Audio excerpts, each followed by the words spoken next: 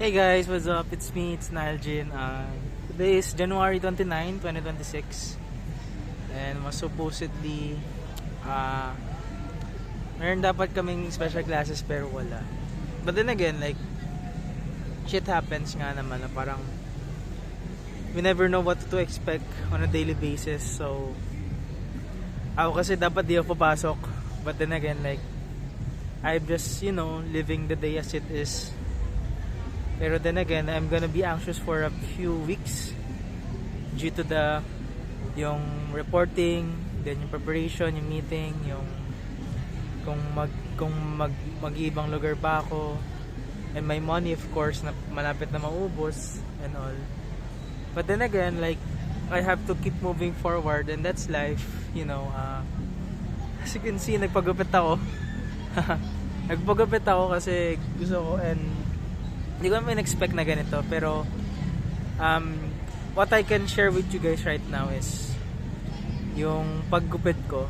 Like, iba talaga yung expectations natin for ourselves and anong bibigay ng mundo sa atin. And nakita ko lang na naging disappointed ako, and it really reminds me na ako lang na really know, like, how really to set boundaries for this year for myself. No, so to really focus on myself at the same time na I'm here, imbes na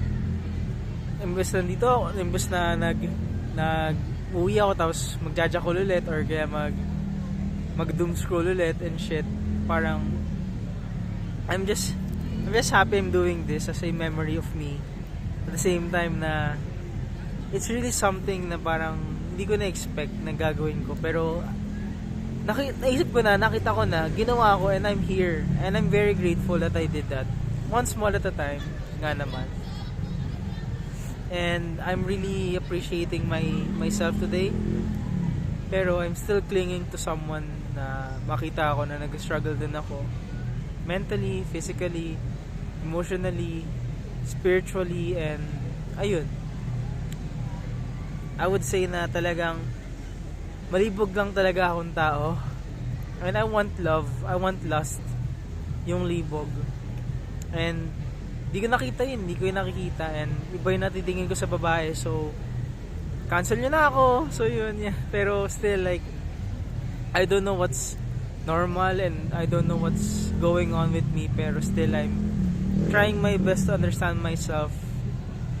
Pero kung walang tao, kung walang someone na i-real talk ka, or ako, like, dami na nag-advise sa akin na ganito, ganyan, pero nakita ko lang na ako talaga yung problem, I can't change for myself, and that's fine. Ayan. Again, today is January 29 January 30, Friday 2026.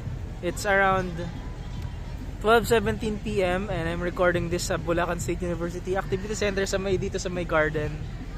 And nag-vlog lang ako. Ayun. Gusto ko na rin umuwi. Pero I have to, do some shits pa. Again, I'm happy to be doing this, and thank you, Najin, for giving me the opportunity to do this. And always watch yourself, take care of yourself. I love you, Naljin, and I hope you find the kindness the world has to offer when you be kind to yourself as well. And also, you have so many hobbies, so many things that you want to do. Just do it. Just don't think, kasi that's who you are. It's part of the process. But also, trust the process, and also think and reevaluate the process. Kasi, ayun. Ayun lang naman. Then again, just me. Ayan, gusto more vlogging soon. Papa-break ako, guys, so stay tuned. Okay. Ayan. Happy birthday. Wow. Kung sino man may birthday ngayon. Bye.